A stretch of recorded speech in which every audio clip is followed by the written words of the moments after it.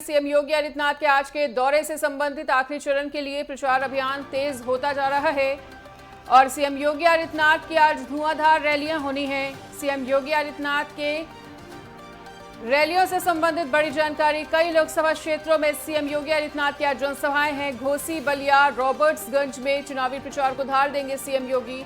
वाराणसी में भी जनसभा करेंगे सीएम योगी आदित्यनाथ। आखिरी चरण के लिए प्रचार अभियान तेज करते हुए नजर आएंगे और सीएम योगी आदित्यनाथ की आज धुआंधार चुनावी रैलियां होती हुई नजर आने वाली हैं। कई लोकसभा क्षेत्रों में योगी की जनसभाएं हैं। घोसी, बलिया, रॉबर्ट्सगंज में चुनावी प्रचार करते हुए नजर आएंगे सीएम योगी आदित्यनाथ और उसके बाद वाराणसी भी पहुंचेंगे। तो वाराणसी में भी सीएम योगी आदित्यनाथ की जनसभा का आयोजन होगा। वहां पर भी जनसभा को संबोधित करते हुए जनता को साधने का प्रयास करेंगे सीएम योगी आदित्यनाथ। और जैसा कि वाराणसी पीएम नरेंद्र मोदी का संसदीय क्षेत्र है, ऐसे में सभी की निगाहें वाराणसी सीट पर टिकी हुई हैं, जहां आज सीएम योगी आदित्यनाथ पहुंचेंगे और सीएम योगी आदित्यनाथ आज धुआंधार चुनावी रैलियां करते हुए नजर आएंगे। कई लोकसभा क्षेत्रों में योगी की जनसभाएं हैं और घोसी, बलिया, रॉबर्ट्सगंज में चुनावी प्रचार को धार देंगे सीएम।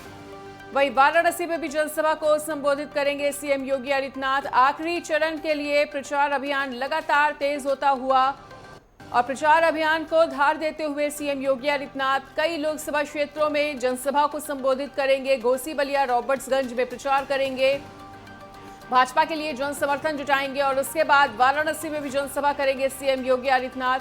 आखिरी चरण के लिए प्रचार अभियान लगातार तेज किया जा रहा है तमाम दिग्गजों द्वारा। ऐसे में सीएम योगी आदित्यनाथ के दौरे से संबंधित बड़ी जानकारी आपके साथ साझा कर रहे हैं। इस वक्त की बड़ी खबर, इलेक्शन ब्रेकिंग, घोसी, बलिया और वाराणसी के दौरे पर सीएम योगी आदित्यनाथ।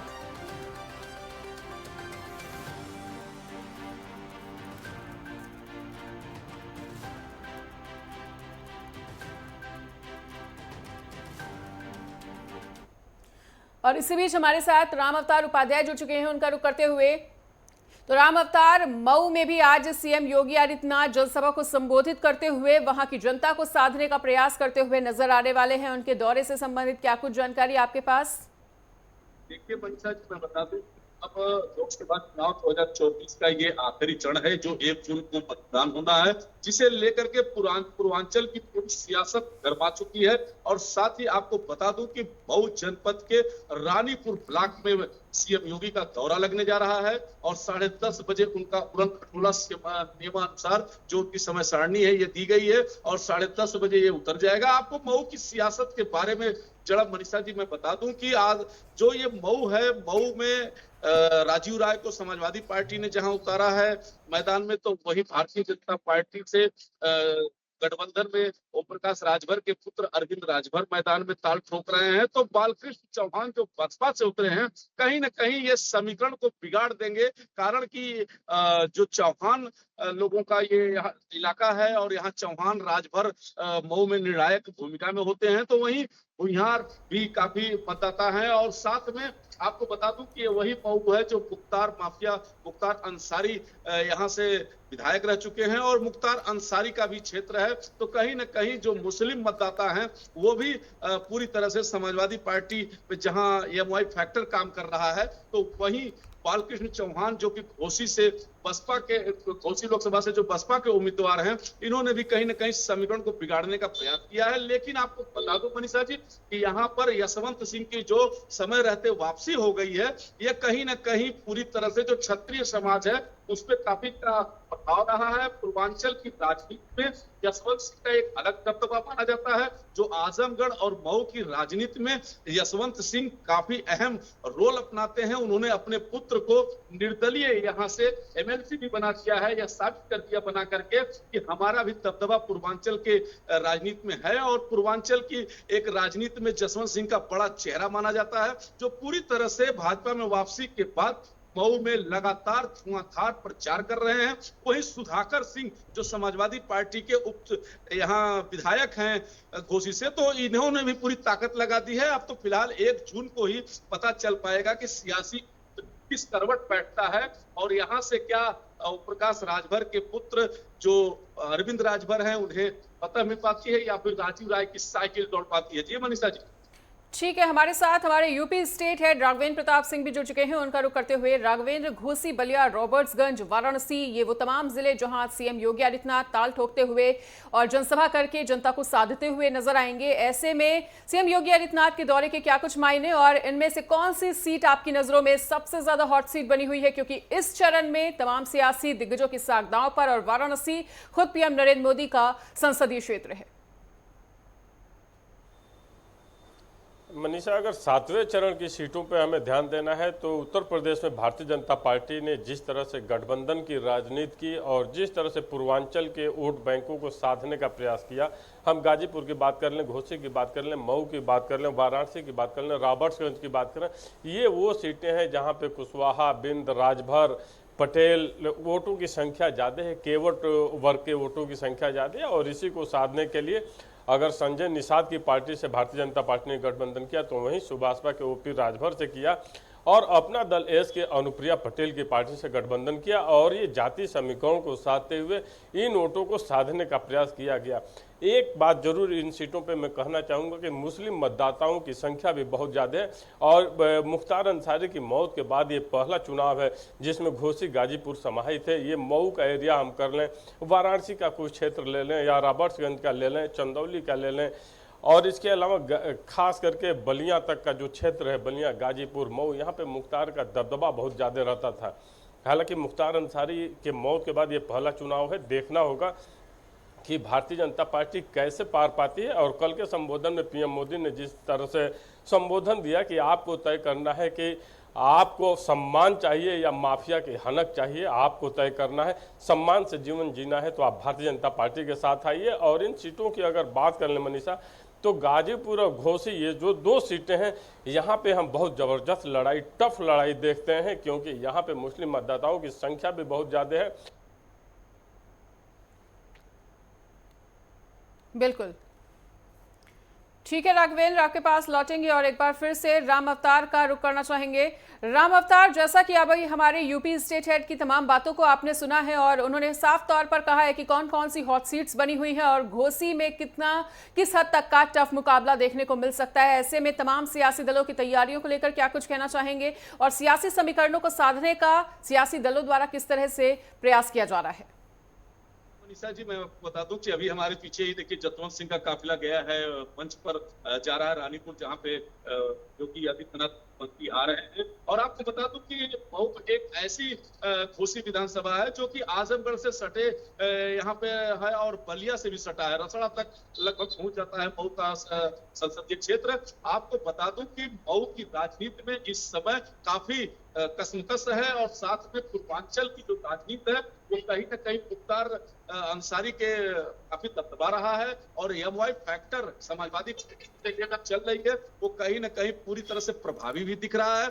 और आने वाले जो बालकृष्ण चौहान है, अगर इन्होंने चौहान लोगों का मत लेने में सफल हो गए तो कहीं ना कहीं ये लड़ाई दोनों, चाहे साइकिल हो चाहे कमल हो, दोनों के लिए कहीं ना कहीं मुश्किल भरा होगा। और आपको बता दूं कि आज सीएम योगी का जो रानीपुर आजमगढ़ मऊ जनपद के जो रानीपुर ब्लॉक है वहीं पे जनसभा होगी। और साथ में जैसा कि कल प्रधानमंत्री ने भी अपने संबोधन में कहा था कि अगर आपको माफियाओं से मुक्ति चाहिए तो भारतीय जनता पार्टी कमल के बच्चों को दबाइए। और साथ में आपको तस्वीरों में दिखा सकते हैं कि अभी देखिए जसवंत सिंह का काफिला जा ही रहा है, काफी भीड़ वहां पे आने वाली है और मुख्यमंत्री को सुनने के लिए काफी मऊ के लोग पहुंच रहे हैं। तो कहीं ना कहीं भारतीय जनता पार्टी की जो जन कल्याणकारी योजनाएं हैं और सबसे बड़ा इस चुनाव में प्रभावी जो दिखा है वो माफिया से मुक्त उत्तर प्रदेश का जो नारा है सीएम योगी का, वो कहीं ना कहीं लोगों के जेहन में देखने को मिला है। साथ ही आपको मनीषा जी बता देंगे ये मऊ में 1 जून को मतदान होना है जिसे लेकर के पूरी राजनीति गर्मा गई है, कारण कि बनारस में भी 1 जून को मतदान होना है और जिसे लेकर के प्रधानमंत्री सीएम योगी पूरी तरह से पूर्वांचल के दौरे पर हैं। वहीं समाजवादी पार्टी की अगर बात कर ले तो अखिलेश यादव भी पूरी तरह से अपनी ताकत लगा करके पूर्वांचल की इन हॉट सीटों पर अपना दबदबा बनाना चाहते हैं, कारण की उन्हें ये मालूम है कि अगर हम पूर्वांचल लेंगे तो निश्चित आगे भी हमारी फतह हासिल हो पाएगी। लेकिन यहाँ जो मऊ की राजनीति में बताया जा रहा है, मऊ की राजनीति में अभी कुछ कह पाना जल्दबाजी होगी, लेकिन सीएम योगी और मोदी जी के दौरे के बाद से काफी समीकरण बदलते नजर आएंगे। कारण कि सीएम योगी जब आएंगे तो जो मुख्तार अंसारी का जो मऊ कहा जाता है, उस पर कहीं न कहीं सीएम योगी का जो माफिया मुक्त उत्तर प्रदेश का नारा है, ये कहीं न कहीं प्रभावी दिखाई देगा। और जिसे लेकर के मऊ की जनता ने अगर मूड माफिया मुक्त उत्तर प्रदेश के बदलते हुए पर अगर मतदान किया तो निश्चित यहाँ से ओम प्रकाश राजभर को एक बार बड़ी जीत मिल सकती है। जबकि इसी के पहले दारा चौहान अभी चुनाव हार चुके हैं विधायक में, वहीं ओम प्रकाश राजभर प्रतिष्ठा लगा करके किसी तरह से अपने बच्चे को जिताने के लिए अरविंद राजभर को पूरी ताकत लगा करके और 13 तक डाल दिए हैं। जी मनीता जी। बिल्कुल राम अवतार, जैसा कि आपने बताया कि यहाँ पर मुख्तार अंसारी के निधन के बाद जिस तरह से जो सहानुभूति उपजी है उसका सियासी दल फायदा लेने की कोशिश जरूर कर रहे हैं। और वहीं दूसरी तरफ अगर बीजेपी की बात करें तो उनका साफ तौर पर कहना है कि एक माफिया का अंत हुआ है। ऐसे में उनके निधन के बाद जो सहानुभूति उपजी है उसका इंडिया गठबंधन भरपूर लाभ उठाने की कोशिश कर रहा है। अगर चाहे घोसी की बात कर ली जाए, चाहे बलिया की बात कर ली जाए, चाहे गाजीपुर की बात कर ली जाए, यहाँ पर इंडिया गठबंधन के प्रत्याशी जो हैं वो काफी ज्यादा उत्साहित नजर आ रहे हैं इस मुद्दे को लेकर। देखिए आजमगढ़ अभी ये चुनाव 6वें चरण का संपन्न हुआ, तो वहीं मऊ में जब 7वें चरण का और अंतिम चरण का मतदान है तो कहीं ना कहीं मऊ, गाजीपुर, वाराणसी सहित इन क्षेत्रों में कहीं न कहीं पूर्वांचल की पूरी राजनीति की बात कर लें तो हर जगह मुख्तार अंसारी माफिया का दबदबा रहा है। और समाजवादी पार्टी भी एमवाई फैक्टर को लेकर के पूरे अपने जहां बातों को कह रही है वहीं महिमा मंडित करते हुए माफिया मुख्तार अंसारी का भी नाम लेते जहां वो अपने खजाना चाहती है, अपने वोट बैंक को अपनी तरफ आकर्षित करना चाहती है, तो वही योगी आदित्यनाथ जो मुख्यमंत्री हैं और चाहे भारतीय जनता पार्टी का हर कार्यकर्ता जन कल्याणकारी योजनाएं, विकास और अपराध मुक्त उत्तर प्रदेश को लेकर के कहीं न कहीं अब पूरे इस राजनीति के अंतिम जो मतदान होने हैं 1 जून को 7वें चरण का, उसमें भारतीय जनता पार्टी पूरी ताकत लगा करके और पूरी कोशिश की जा रही है कि किसी भी तरह से पूरी इस चुनाव को हम अपने पक्ष में कर लें, जिससे कि सरकार बने और उत्तर प्रदेश एक नया उत्तम प्रदेश और माफिया मुक्त उत्तर प्रदेश के नाम से जाना जाए। जी बात सर। और एक बार फिर से हमारे साथ राघवेंद्र प्रताप जुड़ चुके हैं, उनका रुख करते हुए। राघवेंद्र, चाहे घोसी की बात की जाए, चाहे बलिया की बात की जाए और चाहे गाजीपुर की बात की जाए, अभी जैसा कि हमारे सहयोगी ने भी इसी बात का जिक्र किया कि मुख्तार अंसारी के निधन के बाद जो सहानुभूति उपजी है उसके बाद जो सपा है और इंडिया गठबंधन है वो अपना वोट बैंक मजबूत करने के लिए काफी ज्यादा उत्साहित नजर आ रहा है। ऐसे में जो मुख्तार अंसारी का मुद्दा है वो कितना ज्यादा असरदार देख पा रहे हैं इन तीनों ही सीटों पर? मनीषा, मैं गाजीपुर और घोसी मऊ के अलावा मैं बताना चाहूँगा कि पूर्वांचल के इन सीटों पे 7वें चरण पे जहाँ मतदान होता है ये वो इलाके हैं जहाँ पे गरीबी और जहाँ पे लोगों की अशिक्षा और जहाँ पे सड़कों का अभाव, सुशासन का अभाव, महिला सुरक्षा को लेकर अभाव और तमाम खामियां जिस तरह की गरीबी का दंश यहाँ की जनता ने झेला है, सड़कों के अभाव में जिस तरह का जीवन यापन किया है और भूखमरी के मामले में भी पूर्वांचल बहुत प्रभावी हुआ करता था पूर्व समय में। लेकिन 2014 के बाद से दिल्ली की सत्ता बदलने के बाद और 2017 में यूपी की सत्ता बदलने के बाद से जिस तरह से सड़कों का जाल बिछाया गया, सुशासन को लेकर लॉ एंड ऑर्डर को मजबूत करने के लिए जिस तरह पूर्वांचल के माफियाओं का सफाया किया गया, उस कड़ी में मुख्तार अंसारी भी हैं जो लगातार जेल की सलाखों में रहे। हालांकि बांदा जेल में उनकी मौत हुई।